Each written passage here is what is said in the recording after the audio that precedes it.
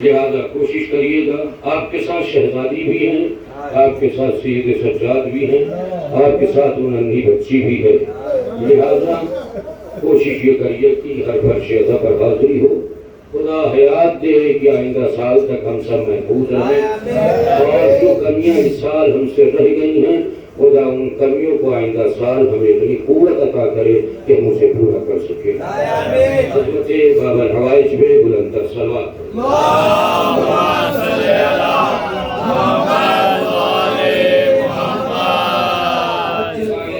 کی تلاوت کی ہے, اس میں اللہ فرما رہا ہے میرے حبیب تم کہہ دو کہ تم ان لوگوں کے جیسے ہو. انا بشر مثلکم, میں تمہاری ہی طرح ہوں. اسی آدھی جملے کو بڑے بھائیوں نے پکڑ رکھا ہے اور وہ کہتے ہیں کہ رسول ہم جیسے, مگر کبھی پوری آیت نہیں پڑھی. اگر آیت پڑھ لیتے تو یہ جملہ نہ کہتے. اللہ آگے فرما رہا ہے کہ اوحی علیکم, ہم پر وحی نازل ہوتی ہے. اللہ فرما رہا ہے کہ حبیب اس سے کہو کہ ہم پر وحی نازل ہوتی, ہم تمہاری طرح ہیں. یہ تو بات صحیح ہے, مگر تم ہماری طرح نہیں. رسول نے یہ نہیں کہا کہ تم ہماری طرح ہو, ہم تمہاری طرح ہیں. کیوں کہا؟ اس لیے کہ جب رسول نے کہا نماز پڑھو, ساری عبادتیں کرو, انہوں نے کہا اتنی نمازیں ہم نہیں پڑھ سکتے, اتنا ہم عبادت نہیں کر سکتے. تو رسول نے اللہ کا حکم رسول سے کہو کہ ہم تمہاری طرح. تو جب اللہ نے حکم دیا تو رسول نے کہا میں مثلکم, میں تمہاری طرح بشر ہوں, مگر یہ نہیں کہا کہ تم میری طرح ہو.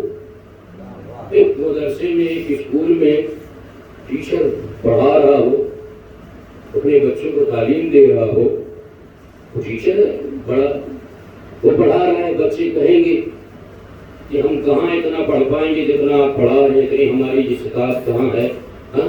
تو ٹیچر کیا کہتا ہے؟ بیٹا میں تمہاری طرح ہوں. ٹیچر بھی یہی کہتا نہیں کہ میں تمہاری ہی طرح ہوں, بھائی میں نے پڑھ کے یہاں تک ہم پہنچے ہیں تو میں بھی تمہاری طرح ہوں. ٹیچر یہ نہیں کہتا کہ تم میری طرح ہو, ٹیچر یہ نہیں کہتا کہ تم میری طرح ہو, بلکہ ہم تمہاری طرح ہیں. اسی طرح سے رسول نے کہا تھا کہ ہم تمہاری طرح ہیں, تم ہماری طرح نہیں ہو. اس لیے کہ ہم پر وحی آتی ہے. ایک دفعہ وحی آ رہی تھی, مولا کائنات باہر موجود تھے, اصحاب داخل ہونا چاہ رہے تھے. علی نے کہا رک جاؤ, ابھی وحی آ رہی ہے. کس نے کہا؟ علی نے کہا. کس سے کہا؟ اصحاب سے. جو اصحاب لکھے ہیں کہ باوفا ان قدر النجوم, یعنی جو تارے کی طرح ہیں, تارے کی طرح وہ اصحاب, ان کو کس نے روکا؟ علی نے روکا. ابھی وحی آ رہی ہے. علی سے سوال کیا آپ کو کیسے پتا؟ بھائی تمہارے سمجھ کی بات نہیں, یہ تم نہیں سمجھ سکتے. خاموش ہو گئے. پھر کچھ دیر کے بعد علی نے کہا جاؤ. اب پہنچے, یا رسول اللہ کیا تھا ماجرا؟ وحی آ رہی تھی. کہاں وحی آ رہی تھی؟ کہا یا رسول اللہ یہ تو بات صحیح ہے, مگر علی کو کیسے پتا چل جاتا ہے؟ رسول نے حدیث فرمایا تھا یا علی, اے میرے یا علی, انا تسمع وانت تسمع منی, انا یشوف عندک وانت یشوف. اے میرے علی, جیسے میں دیکھتا ہوں ویسے تم بھی دیکھتے ہو, جیسے میں سنتا ہوں ویسے تم بھی سنتے ہو. یا علی, جیسے میں دیکھتا ہوں ویسے تم بھی دیکھتے ہو, جیسے میں سنتا ہوں ویسے تم بھی سنتے ہو. تو اب یہ بتاؤ کہ جو یہ کہتے ہیں کہ ہم رسول جیسے ہیں, پہلے علی جیسے بن کے دکھاؤ. جو علی کہہ رہا میں رسول کا غلام ہوں. علی جان محترم, جب اصحاب علی کا مقابلہ نہیں کر سکتے تو پھر رسول کا مقابلہ کہاں سے کر سکتے ہیں؟ پہلے علی کو سمجھو, ایک بار کی اوپر مت چڑھو, اسٹیپ بائی اسٹیپ چڑھو. ایک بار کی چڑھو گے نیچے آ جاؤ گے. لہذا پہلے علی کو سمجھو. علی کو سمجھو گے تب سمجھ میں آئے گا کہ ہاں رسول کیا چیز ہے. یہی وجہ تھی نا جب اللہ نے شب معراج رسول کو بلایا تو رسول چوتھے آسمان پر گئے, ساتھ میں جبریل بھی گئے. جب جبریل کے ساتھ چلے رسول نور کے ناقے پر سوار, نور کا پردہ چہرے پہ پڑا ہوا, نور کے نظام کو جبریل تھامے ہوئے پہنچ رہے ہیں. ادھر خدا نے آواز دیا تمام پیغمبروں کو کہ کھڑے ہو جاؤ, سب بنا کر کھڑے ہو جاؤ, میرا حبیب تمہارے درمیان سے گزرے گا, اور جب گزرے تو سب کے سب سلام کرنا, تو سب کے سلام کا جواب دیتا ہوا جائے گا. رسول پہنچے, کیا دیکھا پیغمبر حضرات جتنے ہیں انبیاء 1,23,999 سب صفے بنائے کھڑے ہیں. رسول ان کے درمیان سے گزر رہے, سب نے سلام کیا, رسول نے سب کے سلام کو جواب دیا. آخر مرحلے تک جب رسول پہنچ گئے اسی وقت اللہ نے آواز دیا میرے حبیب ان سے پوچھو کہ ہم نے انہیں نبی کیسے بنایا, نبی بنانے کا کیا شرط تھے, ہم نے انہیں نبوت کیوں دی, ان سے سوال کرو. اب رسول مڑے اور پوچھا یہ بتاؤ کہ تم کو نبوت کیسے ملی ہے, اس نبوت کے شرائط کیا تھے.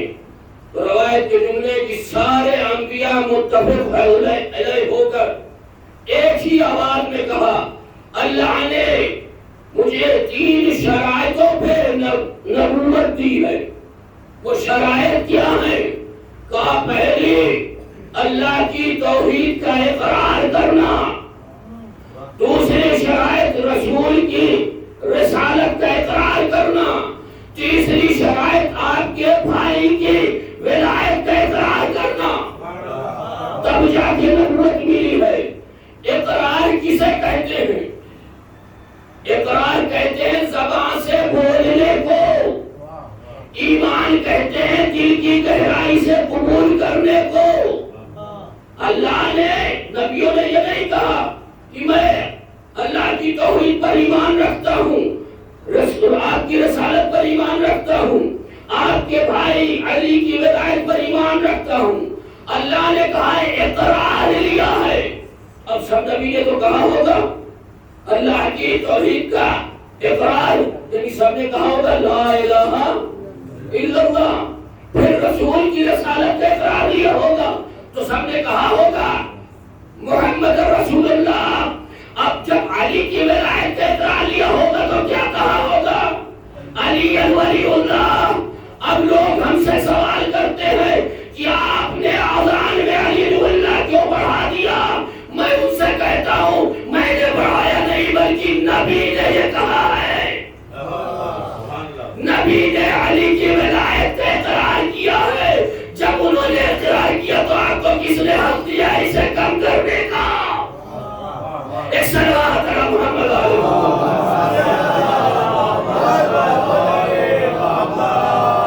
تم نے بڑھایا نہیں ہے, تم نے گھٹا دیا ہے. علی کی ولایت تمام انبیاءوں کے دہن سے نکلے ہوئے جملے ہیں, تبھی جا کے انہیں نبوت ملی ہے. تو اب یاد رکھ لینا بغیر ان کے نبوت تمہیں نہیں مل سکتی, تو بغیر تمہیں ان کے جنت کیسے مل سکتی ہے؟ ایک صلوات علی محمد.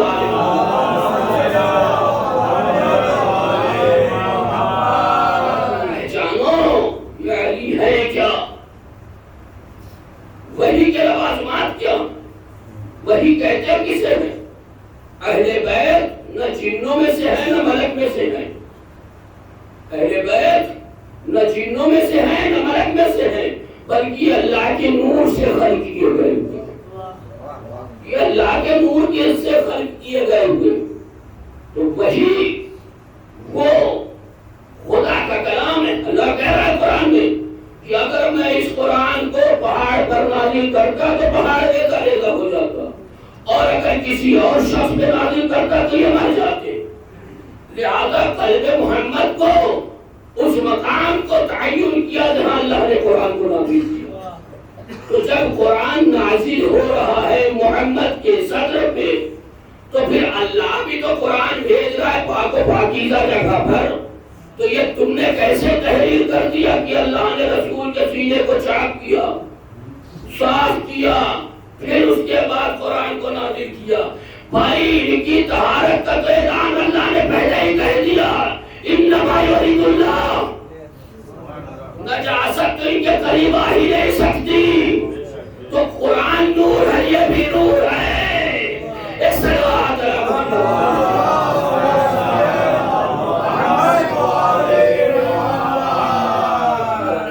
اہل بیت کو سمجھنے کی کوشش مت کرنا، اہل بیت کو صرف خدا ہی سمجھ سکتا ہے، رسول کی حدیث ہے کہ ہم کو یا خدا سمجھتا ہے اور ہم خدا کو سمجھتے ہیں، کسی اور کے سمجھ میں یہ ہستی آ ہی نہیں سکتی، اور کوئی جرت بھی کرے سمجھنے کی تو وہ ناقص العقل ہے، وہاں تک اس کی رسائی نہیں ہے۔ کیوں؟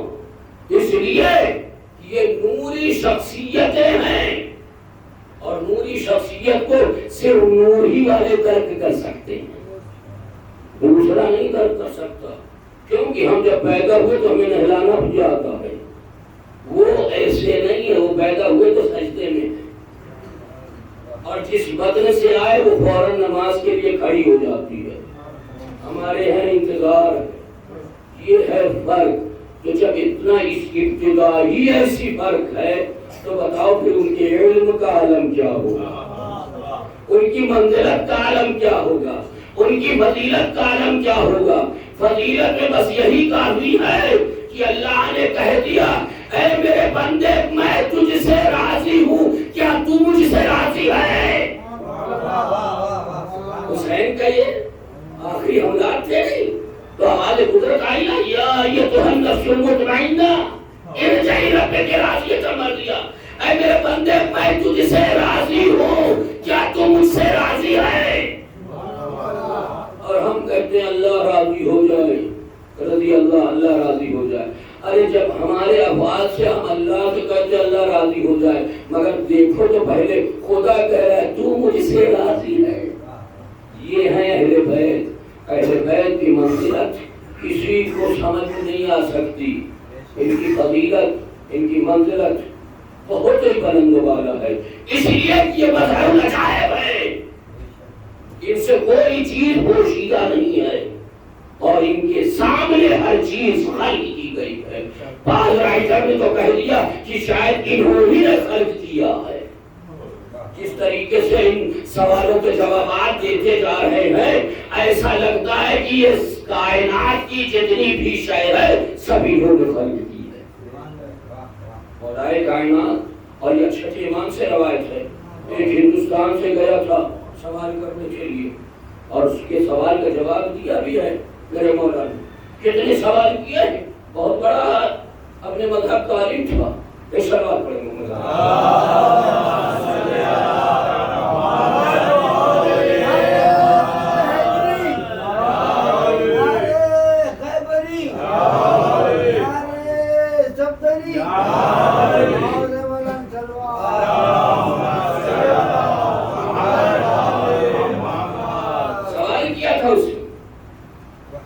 یہ بتائیے، اور روایت میں تحریر ہے کتنے سوال، 124 یا 36 سوالات اس نے کیے، اور مولا نے ہر کا جواب دیا، جس میں چند سوالات ہیں۔ یہ بتائیے انسان کے سر پہ بال کیوں ہوتے، انسان کی پیشانی پہ لکیریں کیوں ہوتی، انسان کی آنکھیں گول کیوں ہوتی، انسان کے نتنے نیچے کیوں ہوتے، ہتھیلی پہ بال کیوں نہیں ہوتے، کوہنی پیچھے کیوں مڑتی ہے، گھٹنا آگے کیوں مڑتا ہے، پیروں کے تلوے کے نیچے خلا کیوں ہے، سوالات پہ سوالات۔ مولا نے کہا تم نے بتا دو، کہا مجھے اس کا علم نہیں ہے، کہا جس کے پاس علم ہے اسے اہل بیت کہتے ہیں، اسے اہل بیت کہتے ہیں۔ سارے جو تو نے سوالات کیے ہیں اور جو بھی تیرے دل میں ہیں پہلے جوابات سن لے، پھر اس کے بعد سوال سے جا کے تحریر کر لینا۔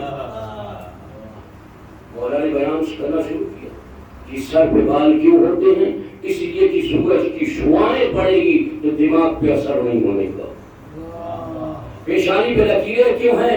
اس لیے لکیریں ہیں تاکہ سر کا پسینہ آنکھوں تک نہ جانے پائے۔ کہا آنسو نمکین کیوں ہوتے ہیں؟ کہا اس لیے ہوتے ہیں نمکین، آنکھ چربی کی بنی ہے، چربی کو نمک سے محفوظ کیا جاتا ہے۔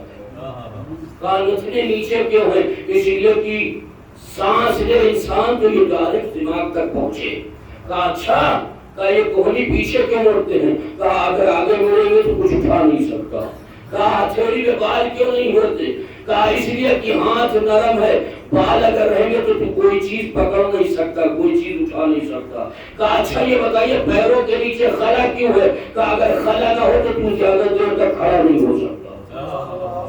مولا بے حساب سوال کے جواب دے رہے، وہی جو یہاں سے گیا تھا اپنی چپل اتار کے مولا کے قدموں پہ سر رکھ دیا۔ کہا یہ سارے جواب تو وہی دے سکتا ہے جس نے خلق کیا ہو، یا تو پھر آپ خالق ہے یا آپ کے سامنے یہ ساری چیزیں خلق کی گئی ہیں۔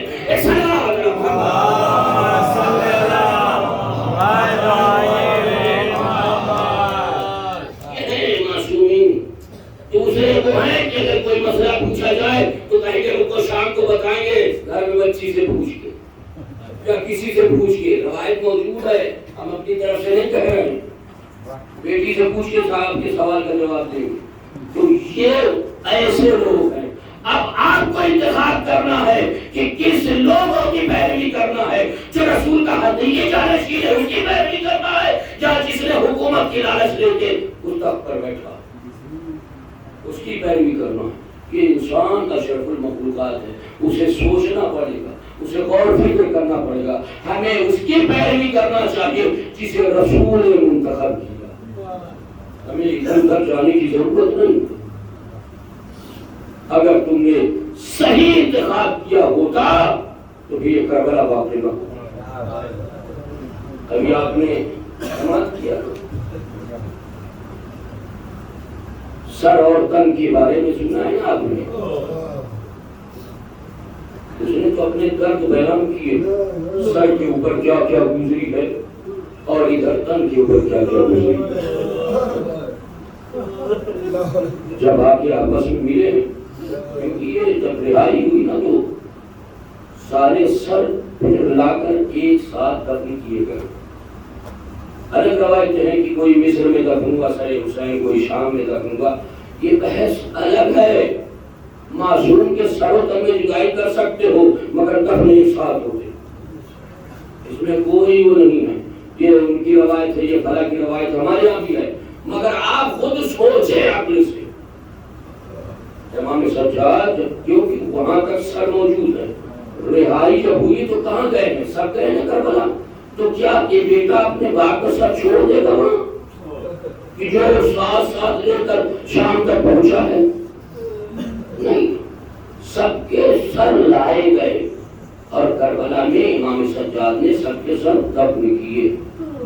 جب سر آپس میں جسم کے ساتھ ملے ہیں تو فریاد شروع ہوئی ہے، جو بھی آپ نے سنی ہے علی صاحب سے، کیا فریاد ہے، کیا کیا مصیبتیں ہیں۔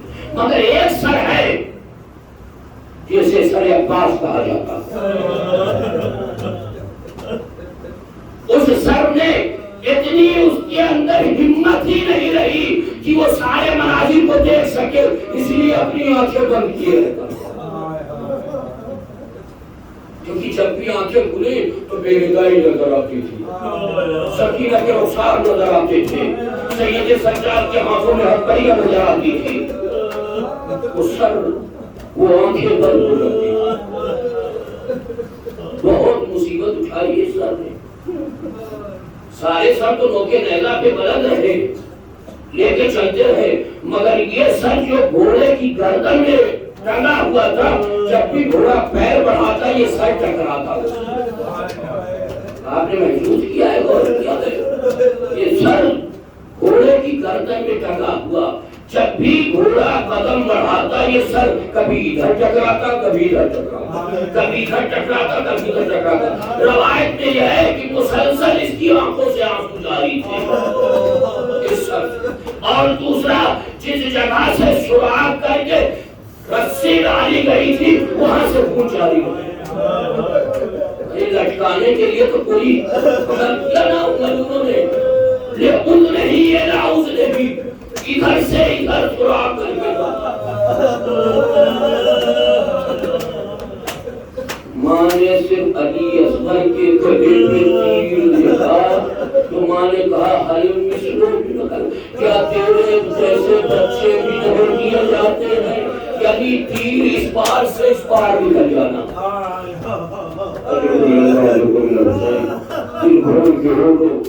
آج شہداؤں کی زیارت کی جو عزیز و غالب اگر کسی کی نام موت میں نہیں پہنچ پاتے ان کی کوشش ہوتی کہ کم سے کم زیارت میں پہنچ جائے زیارت میں اپنے دل کی بھڑاس نکال لیتے ہیں یقیناً سب پہنچے ہیں مگر زیارت وہ اہم عمل ہے کہ ہاں اس دوران صرف جلوس و عزاداری ہوئی ہے گریہ نہیں کر سکے تھے جسموں سے خون بہایا ماتم کیا آنکھوں سے آنسو نہیں بہ پائے مگر آج کی وہ تاریخ ہے کہ جب آنسو بہاتے ہیں تو شہزادی سکینہ سوال کرتی ہے اے بھوی اماں یہ کون لوگ ہیں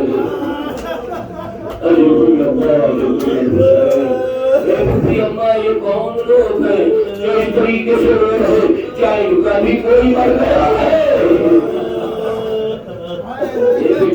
یہ تیرے بابا کے چاہنے والے ہیں یہ تیرے بابا کے اداکار ہیں یہ تیرے بابا کے وفادار ہیں یہ تیرے بابا کی مصیبت کو یاد کر کے رو رہے اے بھوی اماں کاش یہ کربلا میں 10 بار ہوتے جس طریقے سے میرے بابا نے میرے بھائی علی اصغر کے لیے سوال آپ کیا تھا حسین ہاں پورے مسائل نہیں پڑھنے ہیں 11 محرم کو جب یہ قافلہ آمادہ ہوا کوفے کی طرف لے جانے کے لیے تو عزیزوں کس طریقے سے لے جایا گیا کہ جناب زینب کے سامنے جب ناقہ لایا گیا ہے کوئی سوار کرانے والا نہ تھا سید سجاد تھے مگر گلے میں توپ تھا ہاتھوں میں ہتکڑی پیروں میں بیڑی کمر میں لنگر کیا آپ سمجھ رہے ہیں یہ لوہے کتنے قوی تھے کتنے وزنی تھے اس کا اندازہ نہیں لگایا جا سکتا کیونکہ اس کے وزن سے سید سجاد کی گردن جھک جاتی اس لیے کہ اس میں کانٹے تھے لوہے کے کمر میں لنگر تھا اس میں بھی کانٹے لوہے کے بنائے گئے تھے تھوڑا سا ادھر ہو تو ادھر چبھنے لگتا تھوڑا ادھر ہو تو ادھر چبھنے لگتا سید سجاد کی تکلیف کا اندازہ نہیں لگایا جا سکتا حسین ہاں محسن مجلس یہی گریہ ہے یہی آواز ہے اس لیے کسی آواز اور اسی گریہ کے لیے شہزادی نے کہا تھا بابا میرے نال پر روئے رکھو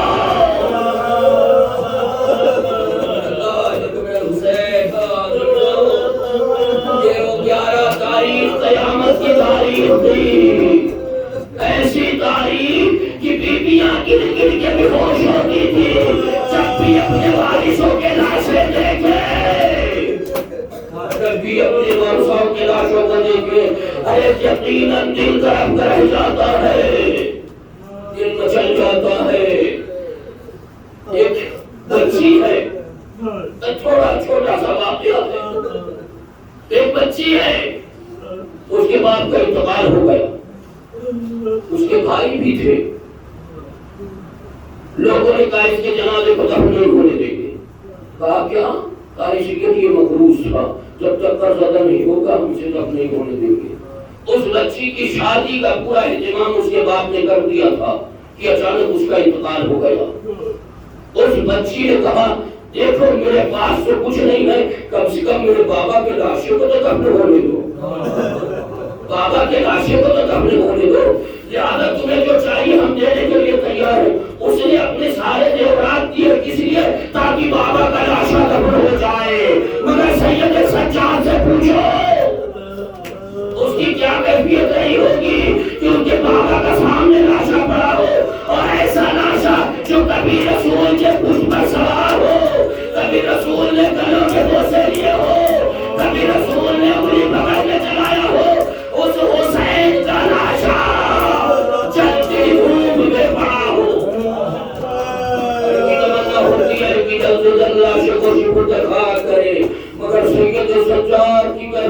کل رات کی مسائل مجلس میں یہ مسائل پڑے تھے کہ سید سجاد کے چہرے کا رنگ متغیر ہوتا جا رہا تھا. جناب زینب نے کہا بیٹی خبر آمد بیٹا, ارے ضرور تیرے بابا کا یہاں ایک روزہ بنے گا, لوگ آئیں گے. ارے پھوپھی اماں ابھی تو میرا بابا چلتی دھوپ میں گرم ریتی میں پڑا ہے. ارے سید سجاد سے برداشت نہ ہوا, کبھی گردے میں ہوش ہو جاتے, آواز دیتے اے میرے بابا بیٹا مجبور.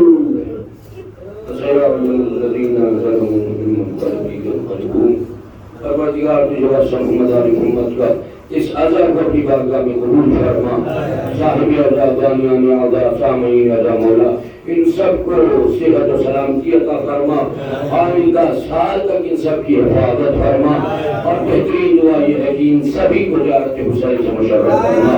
اہل بیت علیہ السلام کے دشمنوں کو نیست و نابود فرما, عزاداری کے دشمنوں کو نیست و نابود فرما, وقت کے امام کے ظہور میں تعجیل فرما, ہم سب کو ناصر و شمار فرما.